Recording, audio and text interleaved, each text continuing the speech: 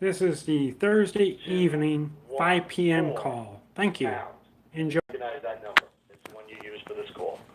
Again, 894-374-214.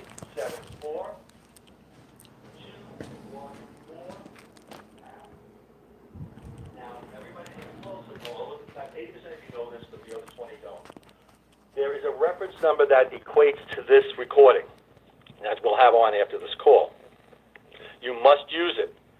So here we go. Let me just tell you what it was. 2 weeks ago, which was the 15th, our reference number, and the operator will say reference number, so please make a note, reference number, was 239. 239. Tonight, which is, we've got it as the 29th, or at the end of the month, the reference number is 240. 240. Please make a note. You're going to need that to get to tonight's recording, so please make a note of that. Number two, I will be available at the end of this call. Some of you will have questions and things you want to ask me, and of course we don't do any of the asking at all at the beginning of the call. That's for you to talk and make noise and activities and action because we believe in the energy of it. So what will happen is this. Please be aware of it. At the end of the call, I'll ask Charlie to please open the lines. Everybody says good night. People go to calls. If there's another active member call, they go to that. If you're paying $30 a month, there's other activities. If you want to stay and ask me questions, I have no problem with that. I happen to love to answer questions. Please wait. It's going to be about 3 to 4 minutes, and it will be open line, so you can all chat among yourselves, but then I'll come back and say, okay, everybody, star 6, and then you'll be able to ask me questions. But it's going to take about 3 to 4 minutes, because I take a little break, get some water, kind of get my act together again, kind of get my breath, and then we come back for Q&A. But you got to allow me those few minutes. Don't keep asking, I need to ask a question. Is anybody out there? Is anybody there? I need to ask a question. Don't do that. I'll come back. I'll answer your question. But you got to make a note, because I get calls from people saying, well, I raised my hand. I don't know what. Yeah, you raised your hand on the wrong star number. It's star 6 for this call. Star 6. If you don't do star 6, I don't see you. If you just sit and wait for me to think I'm going to mentally think you want a question, you're going to be waiting a long time. That's not going to happen. Star 6. All right? That will happen after 3 to 4 minutes after we close down the call for the call tonight at 9 o'clock Eastern. So that's number 2. I'm going to start off with an introduction that is out of the Rise of Neotech manuscript. It's one of Dr. Wallace's other books. I use this as an intro, and many of you know, the 80% of you know, it's an intro because it talks about reasoning and where we are above the animal kingdom. Neo-Think with Dr. Wallace is about our consciousness. It's about our non-mystical mentality. It's about taking ourselves to a higher level of mentality and being less mystical. It's about getting rid of irrationality. So this particular paragraph tells you that. I'm just going to read it, and you can go back and read it. And everybody on this line, if you've got the Rise of Neotech, you really need to go to about the 5th page, just the 5th page of the book. It's the preface, and at the very bottom, it has this paragraph. I will read it slowly. It's my intro to the call, and then we're going to get into the program, all right? So be ready, because we got a really good program tonight. All right, first before I start, Charlie, anything you need to add updates on? No. Okay, good. Let's go with our intro. The nature of man is that he, unlike all other animals, has the unique ability to think in terms of concepts of multiple ideas. Remember, concepts of multiple ideas. No other animal can think significantly beyond percepts. Percepts are only thinking with one idea. Furthermore, man can integrate 2 or more concepts, 2 or more ideas, into new and still wider and more abstract concepts. They can build or grow, develop, enlarge upon it. The logical integration of concepts is called reasoning. Please make a note of that sentence. You may want to write it down. The logical integration of concepts is reasoning. Man's survival mechanism is his reasoning ability. Unlike all other animals whose survival mechanism works automatically, automatic, just running, guiding, reacting versus responding, man's reasoning mechanism does not work automatically because man can think, man can reason, man can really respond. He alone must choose to exert the effort required to reason properly. Because we have consciousness, we can choose to do right or wrong. If man's ability to function through reason is impaired, undermined, or damaged by misuse or non-use, his quality of life, his self-worth, and his long-range happiness are reduced accordingly to the way he is not using his mentality, his reasoning ability, his ideas of functioning. All right? This is a food for thought that I recommend everybody to dig into. We've had several members who have integrated this paragraph, and we've gotten some great integrations from it. So continue to dig in and integrate in that paragraph written by Dr. Frank R. Wallace. Phenomenal one. Okay. Now, what are we going to talk about tonight? Why I think tonight's going to be exciting? Well, you know, we're going to be talking off of the Prime Discovery, which is the writings of Dr. Wallace. Many of you have the Prime Discovery. Many of you have Neotech 1, 2, and 3. Many of you have the Rise of Neotech. Many of you have Mark Hamilton and Family and You. We could go on and on with other books. What I love about this particular manuscript, and I hope everybody has the Prime Discovery, is that it includes the poker book. Now, why is the poker book so important? Well, to some members, they really believe it's about playing poker in regard to playing poker to make money, because the letters are kind of alluded that that's what it's about. And they're thinking, how am I going to learn how to play poker? You know, what is, aces over jacks? So what equals what? Forget all that. When Dr. Wallace wrote this back in 1966, he did play poker. He had moved to Vegas, and he was very much involved in the poker world. But what he realized by playing poker was it wasn't about the game, but the game was a metaphor. The metaphor for how do you approach life? How do you approach the world? How do you approach a fellow man? How do you grow and develop? How do you interact with people? He saw that to be the same as being at a poker table, playing with other members of a team.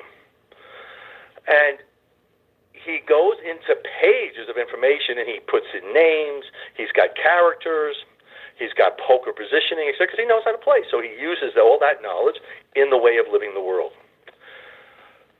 This particular part, the poker book, is the very first part of the Prime Discovery. If you read it, hopefully you've broken through and you know it's about your relationship to the world or life. It's not about making money. In a sense, you'll make money as you find your Friday night essence, as you build your life forward, etc. But many people come in and say, let me learn how to play poker, and I'm going to make millions by just reading this book. That's not the concept. Now, Dr. Wallace made money by playing poker, and that's why he was able to write this book, because he knew what he was talking about. Do you know what you're talking about with poker, etc.? I don't know. Maybe you do.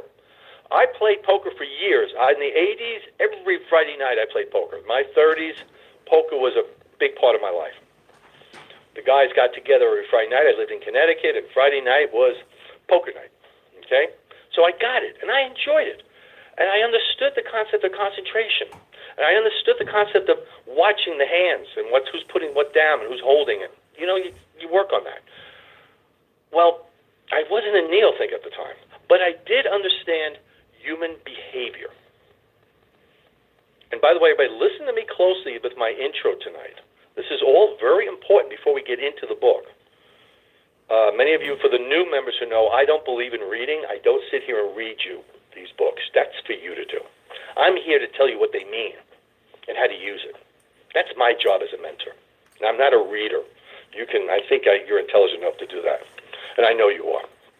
But the key is, how do you look at a fellow human? How do you connect to one? How do you react? How do you respond versus reacting? How do you use your brain power when you look at people? How do you look at their eyes? Think about it. Now, I want you to really listen closely to me and think about this. And by the way, if you're looking at a book, hey, by the way, side note, turn off the computers. If you're listening to me and reading and watching on the computer right now, then close me down and go watch the computer, because you're wasting your time. If you've got me on mute, which we are muted, and you're chatting to people and not listening to me, hang up. because you're going to lose my message. All right? I need 1 hour. It's called a mini day of your attention.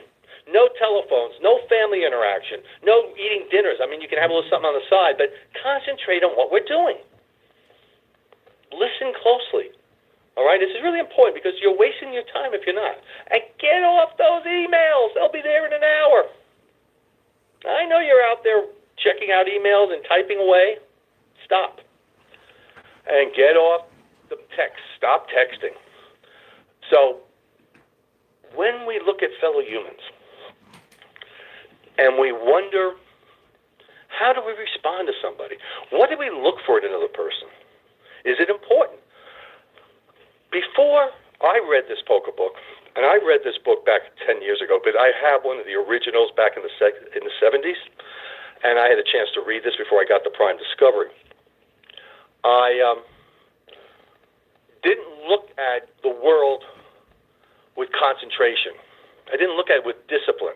I didn't look at it control. I looking at it with awareness. Okay? I didn't watch how the cards were being dealt. I wasn't watching how other individuals at the table were putting down the cards and what they were taking up, and then how they were bidding, and then how much money they were putting in. I didn't watch it as closely as I do today. Now, I'm not talking about playing a deck of cards or a hand of cards. I'm talking about going to a meeting, interacting with people, being on this call, listening, taking some notes, studying, focusing.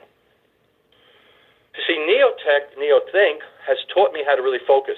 You think you focused before NeoTech, and I can guarantee you didn't. Because our minds have a tendency to wander. Our minds have a tendency to shut down. And that's why I know some of you are shutting down because for whatever reason this is boring to you, or this isn't your excitement. But you've got to understand something, everybody. Not everything's going to be exciting if you want to learn. What I'm training to you tonight can be dry, but unless you understand these concepts, you're not going to take yourself to the higher level of integration. You have to know how to listen. You have to know how to look. You have to know how to have patience. You have to know how to observe closely. You have senses. You've got to use them. Dr. Wallace talks about our senses. He talks about how all of them are so important and how we are made up in so many procedures and policies of who we are. Stop those texting. I know that's happening. Stop it.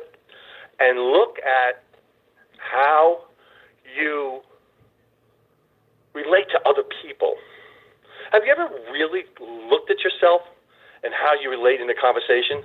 Have you ever been into conversation, talked, etc.? Let's say, an example, last week was Thanksgiving. You were with family or friends. Go back and look. How did you handle yourself in conversations? Were you really listening? Really? Were you bored? Did you turn people off? Now, this is something that's very interesting. For me, for whatever reason, when I was a young man, I could still be in a conversation with people and I could turn people off like that. And I could be literally, and now there's only one or two people who called me on it that recognized that I could do it. And I used to laugh at it, but they said, you just shut off that person. You weren't listening to them. I said, what do you mean? I was standing right there and I was nodding back and forth. They said, you didn't hear a word they were saying. They said, because your eyes became blank.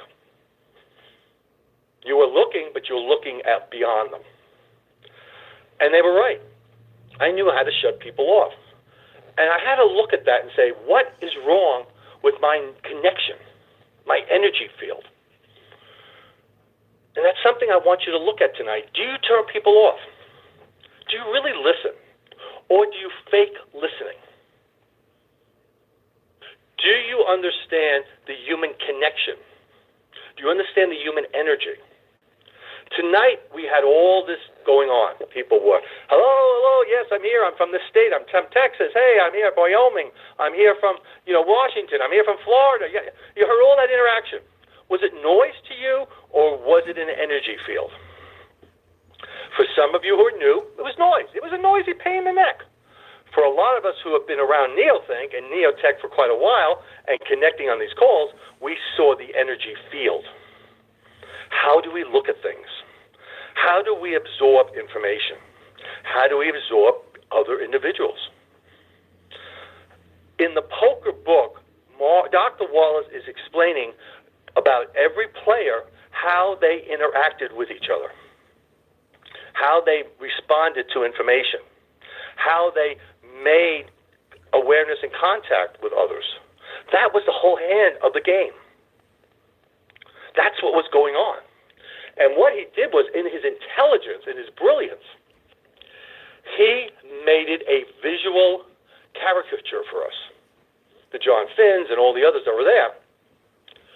These characters were metaphors for us, or they were us in that game. Look at which character you would fit with.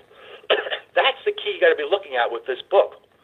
If you're going in here with this particular part of the book, this man trying to say, how am I going to make money and how am I going to play at the game of poker, you've lost the message.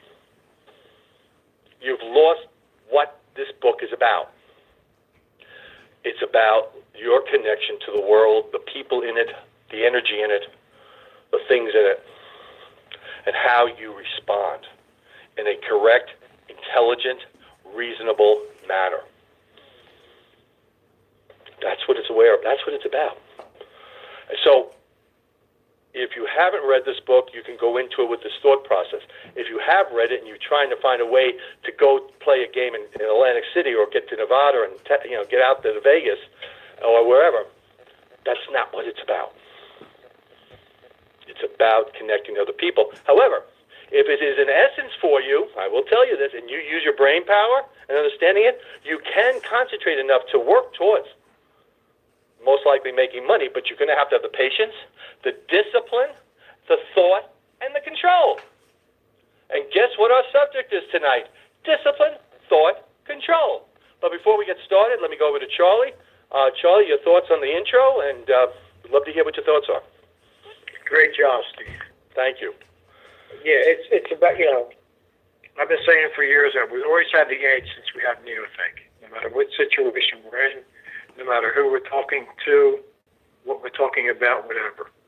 But if you don't sit there and read people, it's not just about the knowledge that we have with everything. It's also about how are people reacting? How are they, are they listening to you? Are you aware of what you're saying?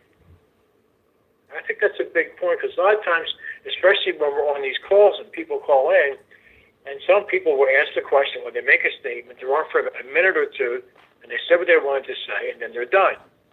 Now, to me, that's someone who's integrated, someone who's aware of the time that you have to talk, and now other people are waiting to talk, but they are straight to the point. And then there's people who would just ramble on, like they start out really good, but then they don't know when to stop, and then they keep going and going and saying the same thing. And that's someone who doesn't have that discipline, or the thought, or the control. So it's a learning process that's very difficult to do, but it's you have to have it. Looking at it through the eyes of playing poker is extremely valuable. It's a whole different look at on discipline, thought, and control. It's not, as Steve mentioned, this is not about playing the game. It's about reading people. That's how you win at poker, because if you're always relying on just the cards, forget it. You got to rely on how you are reading everyone, and it takes a lot of discipline to watch, and then you have to be consistent with your actions. But that's the way it is in any meeting that you have. That's the way it is in anything that you're talking to someone about. You always want to be in that control.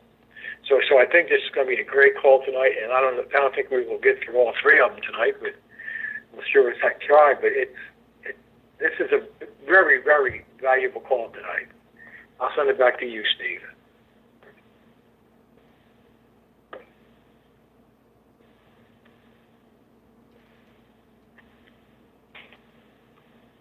You there, Steve? Yeah, I'm sorry. Thank you for letting me know I was on mute. Can you hear me now? Yeah. Okay, good. Yeah, excellent job, Charlie. Thank you very much for that. It helped us a lot to get started about reacting and interacting with others. Now, the world. There's a lot of other things, situations and all that go in the world. All right. Why am I starting with discipline, thought, and control tonight? I kind of jumped ahead a little bit. I have a reason for it. We had a call on Tuesday called the Seniors Call, called the Seekers Call. As many of you know, I'm doing Ask the Mentor program, and I found it to be a very successful one. I hope all of you did who participated. One of the things that people still are off track on is the discipline, thought, and control of how we use mini days. How do we use our Friday night essence? How do we read this material without losing track? You know, that's one of the biggest problems we have with the material is our minds wander. There's a lot of factual information, right? I think you agree. And we would love to read the little Miss story like Miss Annabelle, and we would love all the books to be like that. Well, we can't learn if we do that. We have to study the ABCs. We have to study the math. 1 and 1 is 2, 2 and 2 is 4, blah, blah, blah. We know some people it's boring, but it's the way we got to create the foundation to build our lives. So we have to have a discipline to stay focused on the readings. Work at it, keep reading at it, study the words, analyze the words, go into those factors. So discipline, thought, thinking hard thinking. Okay? Just like Firestone talk, you got to do the hard thinking. And control. Control can be very open in other ways. You know, control of our impulses, control of the way we react to other people, control of avoiding, addictions that are in our lives and getting rid of them. So there's a lot to do when it comes to control. These are 3 major foundations for us to move and go forward. So as I was studying for tonight, I looked at a lot of material. And it's fascinating. If you ever watch me prepare for a class, it'd be interesting because I take not only the prime discovery, but I also bring the rise of neotech, and then I also have a book that's called Prosperity and all. Some of it's in the book, but I kind of bring them out separately, and I kind of create puzzles, and I look at pieces and all, and I say, what makes sense for everybody? So the more I went into it, I said, I also listen to what goes on the calls. I want to bring this up as to how I make a decision to teach. I monitor, obviously I'm on many calls, I'm on 6 calls a week. So I monitor responses and interactions from people. And I take notes. You see, I've got huge notebooks, got lots of notebooks. And I take notes from them, and I look and say, what seems to keep coming up as an issue? And discipline, thought, and control came up a lot this week. So I said, as I was preparing, I go, I got to get something that connects these 2 and these 3 areas. We're going through the literature because I go into the books, I study it. I came back to this. Now, I know I talked about it once before, and it was a long time ago. But I said, we have to understand this. And you have to all understand this. So tonight, through the poker book and the relationship to the world, Dr. Wallace calls there are part 2, and it's in the Prime Discovery. It starts on page 53. Please make a note of that. The techniques, discipline, thought, and control. Charlie's right. We're not rushing through anything. If we get through them all, great. If not, there's always next week. Take it slow. And as a mentor, I don't rush. We take each one as it comes and how we can. So let's start with the concept of discipline, thought, and control are the techniques of good, he says, good poker. Now remember, I'm connecting out of the poker book. And Dr. Wallace is going to use poker as the way of life. So what is poker? Poker is the game of life. All right? So where basically discipline, thought, and control are the techniques of good living. And the method is an application of the techniques. This DTC method is the application that we're going to be using. So starting with number 1, discipline. Discipline is the mechanism of good poker players. Discipline leads to self-control, which is necessary too. Here we go. Now, I am reading, but only because we have to look at these 3 areas, but then I put the book away and we dissect those areas. So number 1, prevent emotions from affecting actions. Now, what does that mean? And all of you should be writing this down and playing with it. Prevent, I'm going to teach you something. Prevent emotions, and write it down. I'm writing it down as I'm speaking, and I'm doing that for a reason, as affecting actions. Okay, we know as neo-thinkers that we are supposed to respond versus react, right? We know that, right? Okay, and hopefully we are. But this one's saying prevent emotions. So under respond, why don't you put the word emotions? And how do we put react? It would mean affecting actions. So put affecting actions on respond versus react. So what do I say? The way I handle my emotions is the cause and how my result of action will take place. It's a cause and effect. My emotions can be reaction or responding. And then the way I take care of the action, or the action, will be goes to the way I look at things. Example, I get many emails, okay? I get many emails every day. And I tell everybody, and it's not a lie, I'm over like 225 a day. And I do tell people, send me something, please put do not delete. I will get emails that can say to me, I have a problem with this, can't get on the website, I can't do this, I can't do it, it's not working, I need help, someone's got to call me right away, I got to get it. Now, before I understood the decision I can make with my actions in the past, I might have reacted to that. Because they're having a problem getting on the website. That's not working, their username and their password are not working, you got to call me right away. Call me.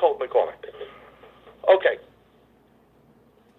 What do I need to do, though, to prevent my emotions from affecting my actions negatively? What I have to do is I have to stop. Remember this. I have to stop. I just got an email. Person is panicking. I need a call right away. No, I can't get on the site. I'm desperate. I'm upset. I'm missing out. I paid all this money or whatever. Okay. And I've got to respond. However, I have to look at things logically, reasonably. And I have to reread that email. I read it, and the tone is emotional. It is quickly. It is nervous, upset. But is it good for me to be upset too and then try to jump in and we go into drama back and forth? Does it really make sense?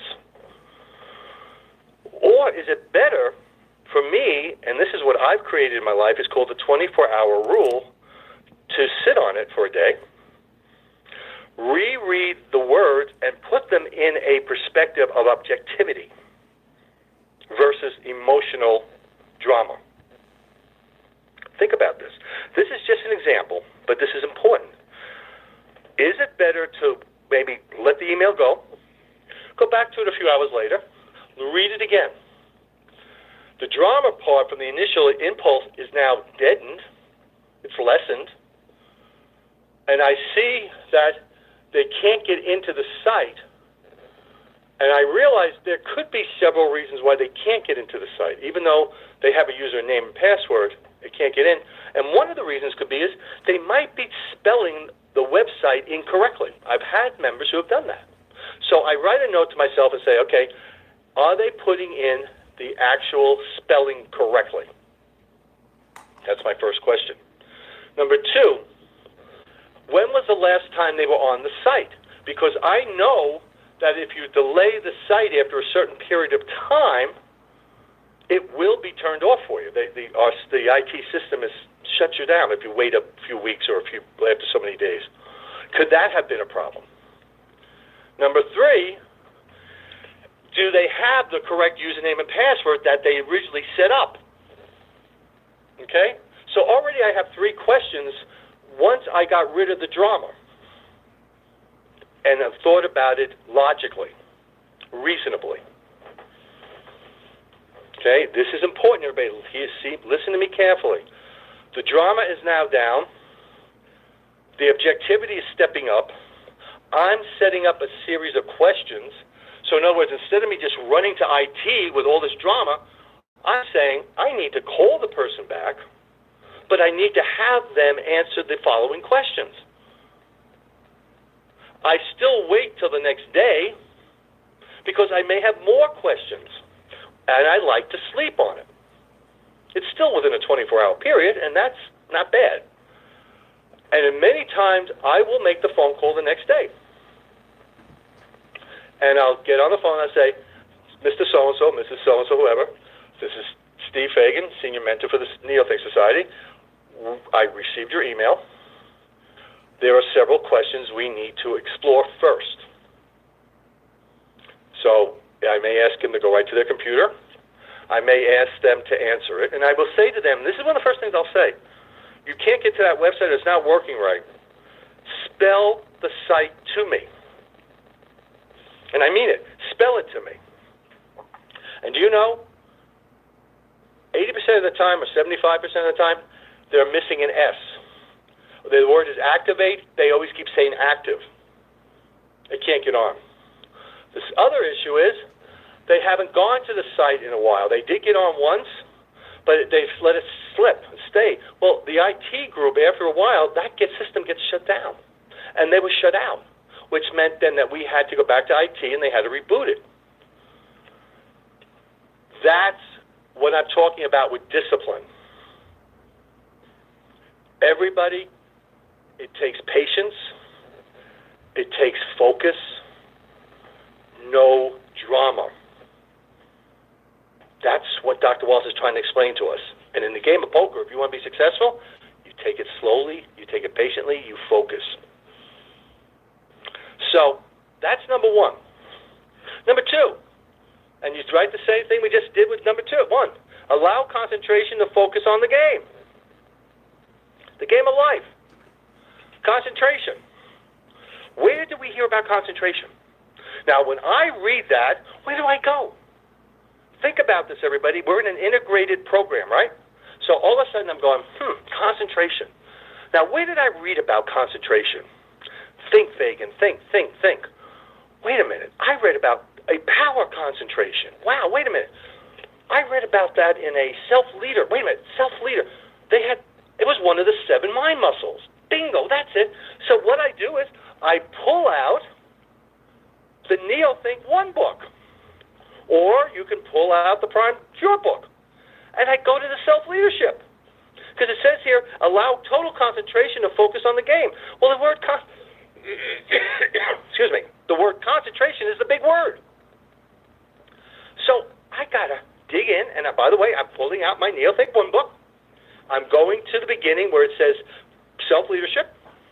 And I'm going down to the step number 7. Now, as I'm reading this, step number 7 is called the mind muscles. And there's 7 mind muscles. And one of them is power concentration. And here I am on page 104 of Neothink 1. It talks about power concentration.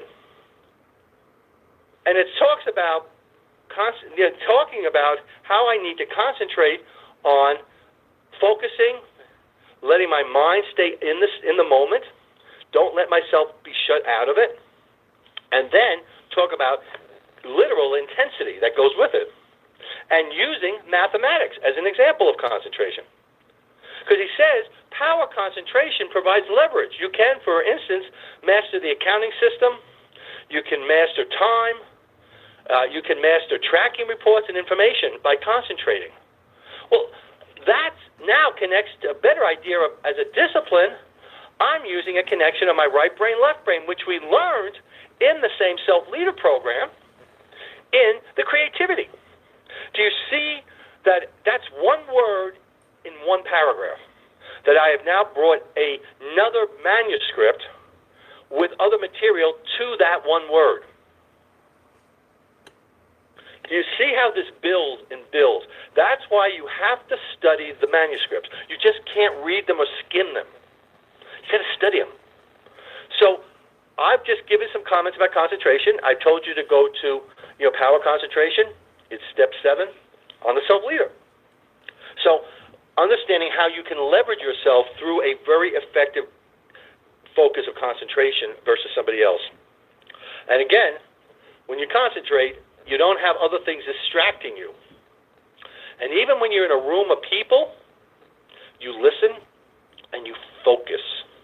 Next to your focus, is concentration. The two words are in that one sentence. So put that focus with your concentration. Okay? Number 3, permit continuous objective thinking in order to analyze past actions, carry out present action, and plan future action. Objective thinking. Now, what does that mean? It is what is, not what is created, but what is. Now, how do you do that? How do you handle that? Well, first of all, how well do you know people?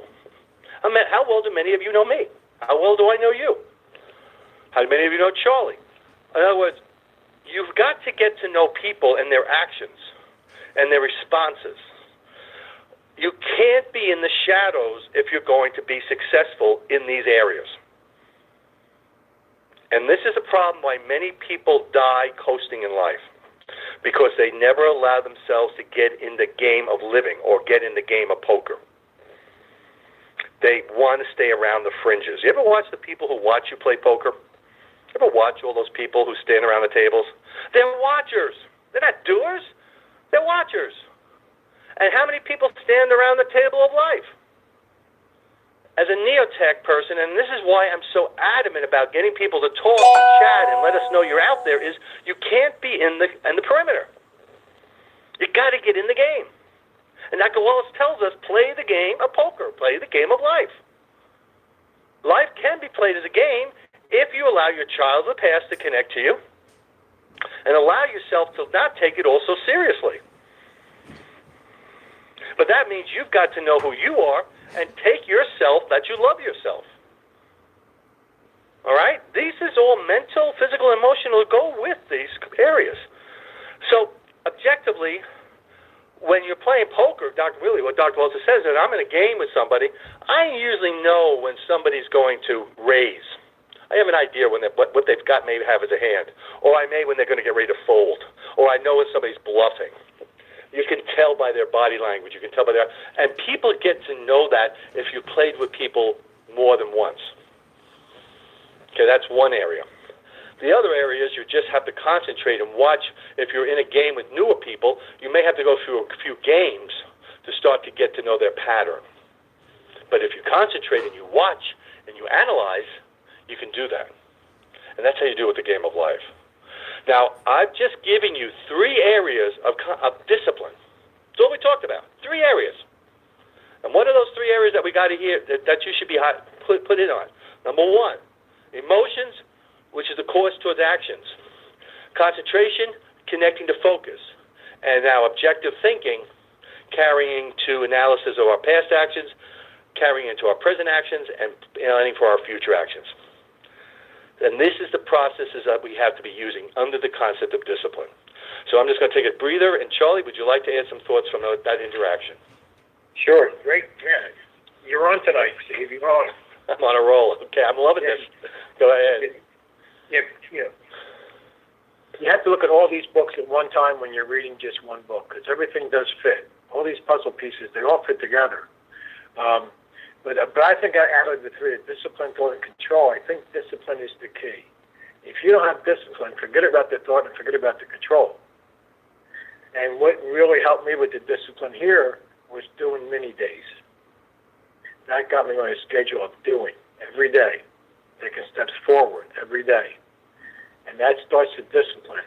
But to make it on a more personal level, I was in sales for years. And when I first started out, I had the best sales manager out of all those sales managers that I had the best one on my first job.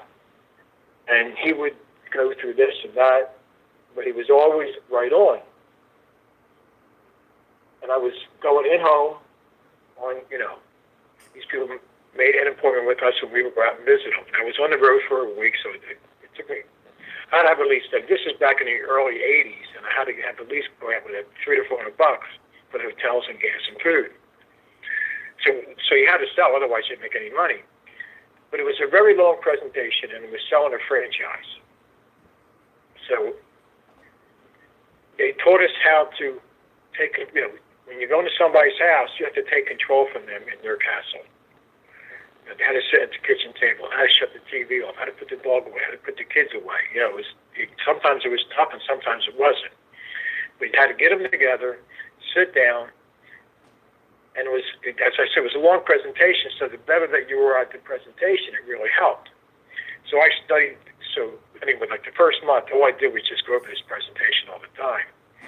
And I was still selling, but I wasn't selling a lot until I got control of it. But it was a discipline of me doing this every day. And when I wasn't in front of somebody, I was just basically going through the whole presentation anywhere where I could, because I wanted, we had a book that we followed it, and I had to read the book upside down to these people. But what I wanted to do was to know that book and what was on the next page so I could keep looking at them. Because I could read their faces. And we did all these different things during that presentation to make it easier to get the money out of them at the end. And it was a lot of discipline, and that's what I really had to, but you have to go in there. Now, to give an example of discipline and how that really works, they had a key phrase that really worked with me. When you pulled up to the house, and when you were just about ready to get out of the car to go into the house, I would say the word showtime. And that immediately hit me that, whoa, I got to stay in the now. I have no problems. I'm ready to go. It's like the curtain's going to open and I'm up on stage. But I got to put on a show. So I go up and, so by the time I got out of the car and walked up to the front door, my mind was ready to go. And I can remember I was going through a divorce. And it was an ugly divorce. It was the mother of my kids. And it was just an awful, awful divorce. And and the whole weekend was bad. Then I got on the road. In fact, I was up in Connecticut for the week. I'll never forget it. And I missed the first one. I'm in a bad mood. Had to get back on the phone with the attorney. And back then there was no cell phones, none of that stuff. You had to find pay phones. So he just told me, he says, you got to focus now. He says, I know you're having a bad week, a bad start here. So I go into the second house, and I really start to concentrate more and more. And I sold that, and I sold the next appointment. We had 3 appointments a day mostly. By the end of the week, I sold 9 in a row, which was a company record. Nobody could say no to me. I stayed focused. I stayed on the objective thinking, basically. I was staying in the now. And I was really, so when I walked up to that house, that showtime meant more and more to me because I was going through, it was an awful week as far as my personal side was. It was the best week I ever had in sales. And that week alone, I made $5,400. And this was in the early 80s. And that went all to the attorney, it seemed like. But anyway, it was just sitting there, and when I knocked on that door, I had no problems. I wasn't going through a divorce, and everything else. So, because I said to myself, all these problems, they're going to be there either way, if I sell this or not. So why not just forget about it and go in and sell? And just be yourself. And it takes so much discipline, but that's why I really learned how to do it. And then as soon as I came out of the house, because you're always excited when you get a sale, but I got in the car, and by the time I got in the car, it was like, oh, crap. I'm back in this real world again. And then I'm going to do it again. So I was back and forth like that all week, and I ended up selling 9 of them in a row. So it does work, but you've got to really discipline yourself. You got to want to learn, and you got to be able to read people. So no matter what situation you're in, it doesn't matter if you're at a party or if you're at a business meeting or if you meet someone new for the first time, you've got to take the time and say, let me get to know these people. How are they reacting to what I'm saying? How am I reacting to what they're saying? Do they know what they're talking about? All those things have to run through your mind. It does help in any situation. Neither thing definitely because you have the edge there. But if you can read people at the same time, oh, man, I tell you, it's a lot better than, you don't get surprised most times. So it can help, obviously, in your personal life. It can help reading these books. Again, be prepared when you go in to read these books. Am I teachable right now? and ask yourself, what am I looking to get out of this hour that I'm going to read these books? That's discipline. I've been doing that, and like Steve, I read these books every day, and every time I sit there, I just open up the book. What am I looking to get out of this today? All right, I'm doing this call tonight about discipline, thought, and control through the eyes of a poker player. Well, all right, let's. And then I'll go in and I'll read it, and then I'll say, all right, now I know what I'm going to be talking about. So it's that constant discipline. But once you start it, then it becomes habit. Do this for a month. Do many days for a month. And you'll have discipline. You won't have to worry about it anymore because now it's a habit. I'll stop there, Steve. Perfect. Thank you, Charlie. The focus, the concentration, the staying with it, believing in yourself, etc. Here is a item that's Dr. Wallace talked about, and I'm going to end tonight's call with this. A good poker player, and again, person playing out life, does not consider an honest error in judgment a flaw. So in other words, in life, you're going to make mistakes. And stop focusing on them and beating yourself up. To him, a flaw is the failure to think and act rationally. So in other words, thinking and rationally thinking are crucial as you're going to have it. So make a note. You got to work on that. So remember, if you're not in that rational thinking mindset and you're not thinking objectively, you are going to go off track. The flawless player, therefore, is not based on being omnipotent or perfect judgment, but rather on full rational thought processes. Rationality. What did we talk at the beginning of the call? Reasoning. Rational reasoning. It always keeps coming back. You have to think rationally. What was Dr. Wallace's objective in life? Overcoming the world of irrationality. We know it's biological mortality, but the key of his was to get over irrationality. So he's saying, if you want to get into the discipline, you've got to be in rational thought at all times, and you've got to play for the long haul. I was a cross-country runner. I was also a sprinter in track. I did track for many years. And I learned that as a sprinter, I knew how to push myself. But as a long-distance runner, I had to pace myself because I would go 4 or 5 miles. And I couldn't just run off, and just once the gun shot, I couldn't just stay at that same pace the whole 5 miles. I had to know when to slow down. I knew when to speed up. I knew how to watch my pacing. I had to watch, the ground, because in cross country, you're in the woods and everywhere else. So there was a lot of awareness and integration and thought process rationally. Discipline. Thought, rational processing of thinking. So stay with that, and let me just give you, that is on page 53, 54, and 55. We're going to continue on this next week. I've given you a lot of food. Charlie's giving you some input, too, by giving you, by the way, giving you real-life examples. That is important. This information will stick with you through the examples that we're giving you. So listen closely to these examples. It's very important. And by the way, we're giving out our testimonials. We're giving ourselves to you through telling us what we've been going through. So, Charlie, thank you very much for that. Anything else you would like to add as we wrap up, and then we do have to go into the healing program? No, but to take that track analogy, life is an hour.